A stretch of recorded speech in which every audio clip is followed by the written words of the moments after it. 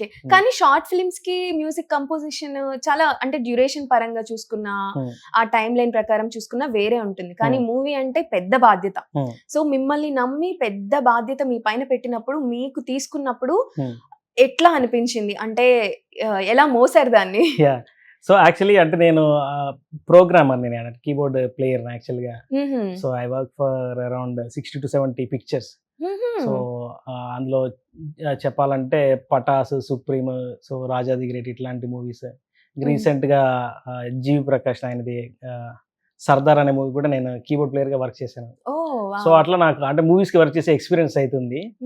So నాకంటే as a కంపోజర్గా మాత్రం so ఇదే నా ఫస్ట్ ఫిల్మ్. సో ఆయనకి తెలుసు అంటే నేను చేయగలనని. సో అట్లా.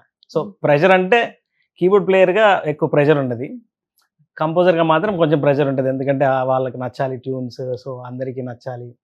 సో ఇంకా బ్యాక్గ్రౌండ్ స్కోర్ సో క్లీన్గా రావాలి, సో అందరికి నచ్చాలి, ఆ ప్రెషర్ ఉంటుంది. కానీ బట్ సుభాష్ గారి దగ్గర ఏంటంటే ఆయన ఎక్కువ ప్రెషర్ చేయరు.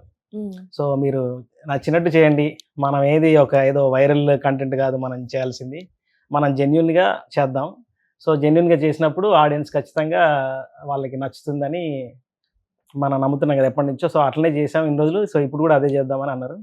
సో అందుకనే ప్రెషర్ లేకుండా సో హ్యాపీగా అయిపోయింది వర్క్. ఓకే, ఖచ్చితంగా జెన్యునిటీ అయితే సాంగ్స్ లో కానీ మ్యూజిక్ లో కానీ ఖచ్చితంగా కనిపించింది.